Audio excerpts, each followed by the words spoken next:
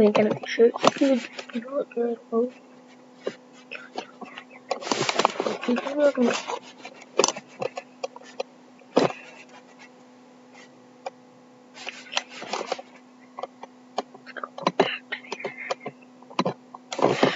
What's up, guys? It's your boy Jeremiah. Before I get started, make sure to like, subscribe, comment, turn that post notification on so you can notify whenever I upload a video. And today we'll be reacting to 5 horror stories animated. Shout out to Ding Matt Smith for inspiring me to make this video. And we're watching it from Wancy Entertainment, so I didn't pronounce that right. His link will be in the description, so we're Ding Matt Smith. So let's get started. Elevator horror story animated. When I was 19 years old in 1985 on New Year's Eve, a bunch of my friends and I went to a rooftop bar of a hotel. About a half hour before midnight, I ran down to my car because I had forgotten my camera. I figured I would have plenty of time to get back up there and find my friends. I grabbed my camera and I got into an elevator all by myself. About halfway up, the elevator started shaking and it stopped completely. I was trapped. I have always had a problem with confined spaces, so this was not an ideal situation for me. After a few minutes, everything went silent that was going on outside. Then out of nowhere, the elevator lights went out, and I started to hear children laughing. But this was not the type of place where children would be. My heart started beating faster and faster and harder. Then all of a sudden, I passed out. As I woke up, I noticed that I could not move or talk. I thought to myself, not sleep paralysis again. Then the light started to flicker on and off, and then all of a sudden, I see a black figure to the left of me, in the corner of the elevator, crouching down, smiling at me. I tried to scream, but nothing would come out. I tried to move, but I couldn't. A guy came over the loudspeaker and told me there was an electrical short, and that he would have me out soon. There's a camera in the elevator, so to the security guard it looked like I was just laying there. I guess they figured I was drunk, being that it's New Year's. Anyways, every attempt to scream or move, that figure would just start laughing at me and pointing. This whole time the lights are flickering. Then all of a sudden, I can hear the huge crowds counting down for New Year's. 10. The dark figure is staring at me, and now with a menacing smile, with 10 fingers up. 9. He's still looking at me with 9 fingers up, and he's moving closer. 8. He was still looking at me with 8 fingers up, and he's closer. 7. The same thing. 6. The same thing. 5. The same thing. 4. He's drooling, and he's much closer. 3. He's closer. 2. He was closer. Then the lights quit flickering, and it was pitch black. Then all of a sudden, outside went silent again. I felt breathing in my right ear. And then out of nowhere, I hear 1. I couldn't breathe. The light started to flicker again, and then the figure was on my chest. And all of a sudden, it was gone. And I can talk and move again. Usually when I have sleep paralysis, something bad happens. Once I got out of the elevator an hour later, I found out that there was a brawl during the countdown on the rooftop bar that I was at, and 4 people were killed by some maniac who was waiting until the end of the countdown to start hacking up people with a machete. Ever since then, I have not had a sleep paralysis episode.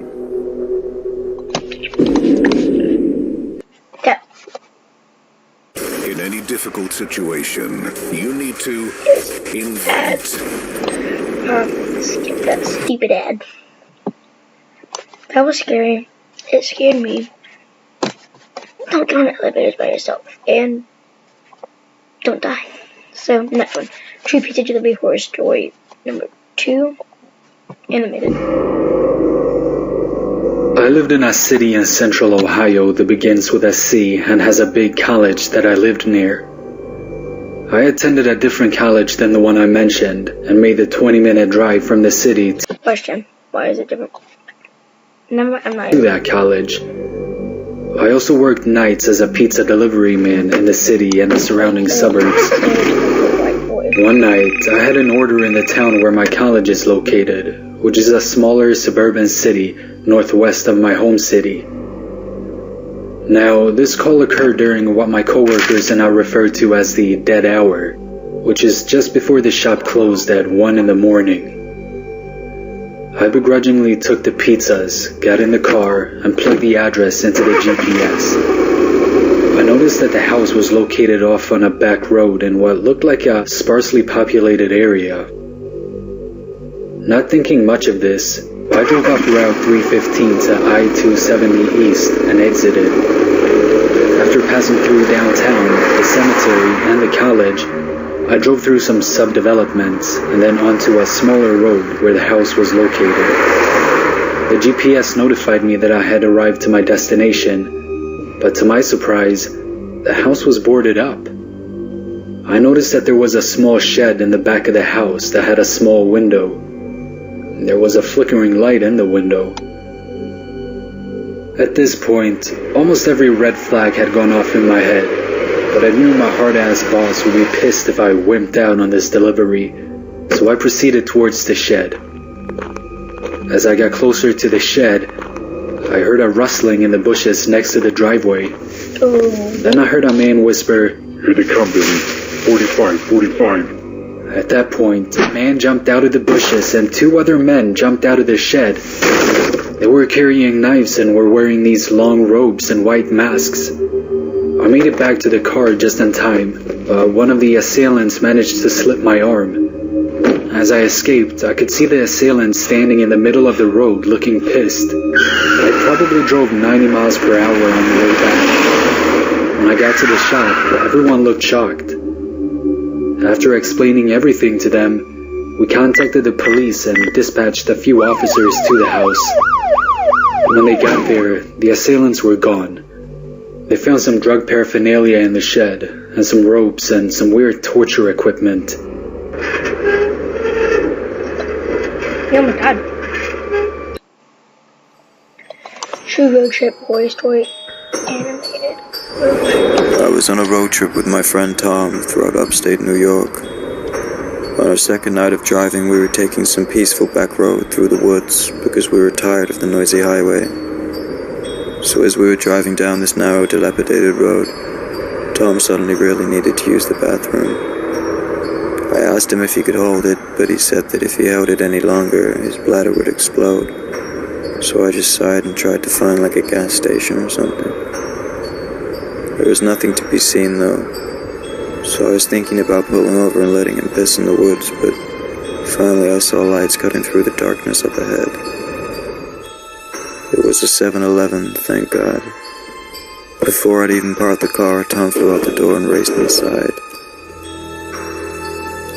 I realized while waiting in the dark car I was actually hungry, so I pulled out some change from my pocket. It would at least be enough for a bag of crappy Cheetos or something. So then I went inside. As I was walking through the store examining everything on the shelves, I felt a tingly feeling on my neck, like I was being watched. I turned around and saw a bearded man in a yellow suit casually slip into the other aisle. I rolled my eyes, picked up a bag of Cheez-Its, purchased them, and walked back to my car, looking at the dark woods behind the 7-Eleven. Tom had been gone forever, so I texted him and he told me he was just finishing taking a huge shit, which was classic Tom. I was just crunching on my Cheez-Its when I heard somebody go, "Psst. Psst." I quickly looked around but saw nobody. Over here. Finally I spotted a man peeking his head around a tree in the dark woods. His face was all dirty, and he had glassy eyes. We stood staring at each other for what seemed like the longest time, until he said, "Come over here. I want to show you something." Hell no. I got in my car and locked the doors, texting Tom to hurry the fuck up. I told him there was a creepy weirdo outside the car, and he was all like, "Alright, be right over." on, he walked out the doors and climbed into the car, and I hit the gas to get as far away from that fucking place as possible. As we were driving, I looked back one last time in the rearview mirror and saw 3 cloaked, bulky men standing in the trees surrounding the 7-Eleven. Needless to say, I still have no idea what the hell was going on at that place, nor do I ever want to find out.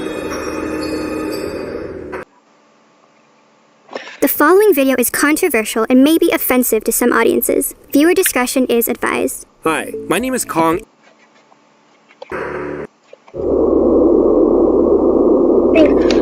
My name is Yusuf. I'm 21 years old. A few weeks ago, my parents decided to go to Lebanon for a few days while I stayed home. I was happy to have a few days to myself, so I decided to drive to the lake which my family went camping at when I was small. It was remote, surrounded by trees, and barely anyone goes there. I decided to stay for one night though. As I got there, I decided to dare myself into skinny dipping since I was alone.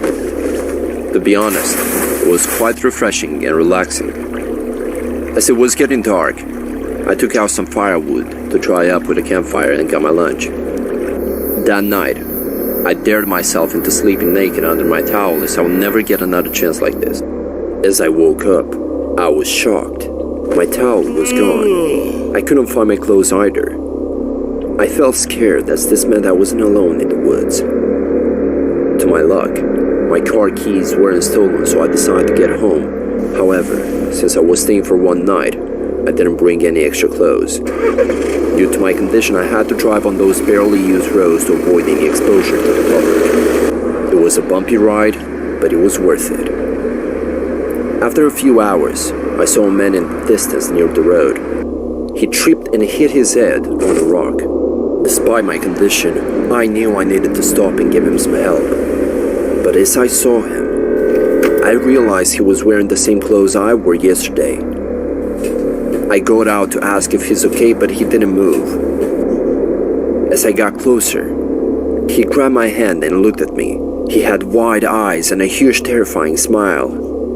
I was more scared than I liked to admit. I quickly got in my car and drove away. I managed to get home by sunset, and it took me a few minutes to get the balls to run to my front door. I have no return to the lake, and his smile haunted me ever since. Oh God, did you see that in the window? I saw it in the window. The devil. What a story. I've never been the religious type. So when me and my parents went to visit my Uncle Ben, who was a Baptist preacher down south, I wasn't too thrilled about it. He had always been one of those people that warned everyone about what would happen to them if they didn't devote their life to the church. And to be honest, I thought it was a load of crap. He always warned me that the devil was on the prowl. He had these crazy assumptions that they were demons in human form amongst us, here to recruit us for Satan's army. I, of course, shrugged it off as just another one of his crazy stories that he conjured up in his overly paranoid and highly delusional mind. When we had arrived at his house, there he was, standing there to greet us, with his Bible clutched in his fist tightly. As I walked past him, I politely spoke to him, but the only words that escaped his lips were, "Are you ready to protect yourself from the devil now?"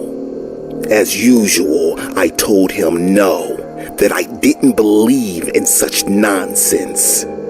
He then turned to me with the most creepy look on his face and said, "I tried to warn you, but you're on your own now. Good luck, you're gonna need it." Later on that night, during a powerful thunderstorm, as I was sleeping in the guest room, which always seemed to creep me me out due to the fact that there was always a large, creepy cross of Jesus hanging above the bed where I slept. I had finally drifted off to sleep, but was awakened by a warm drip of liquid on my forehead. I thought it was just the roof leaking, since it was raining so heavily. But when I opened my eyes and wiped my forehead, it was not rain. It appeared to be blood, which of course startled me. When the lightning flickered upon the cross, I had noticed that the nails in the hands of the Jesus figure was dripping blood.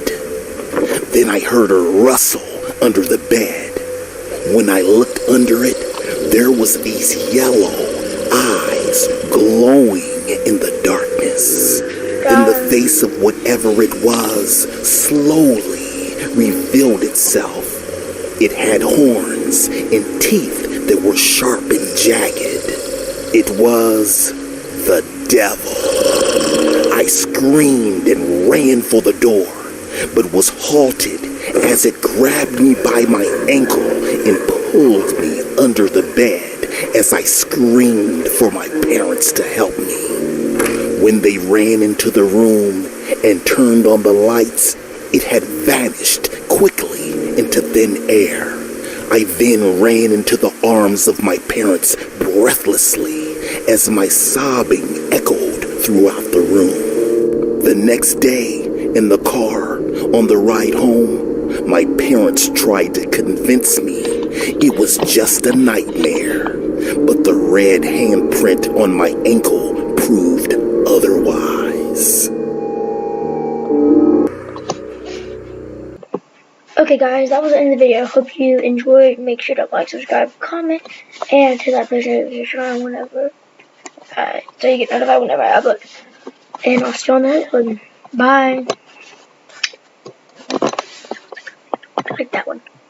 I like that one.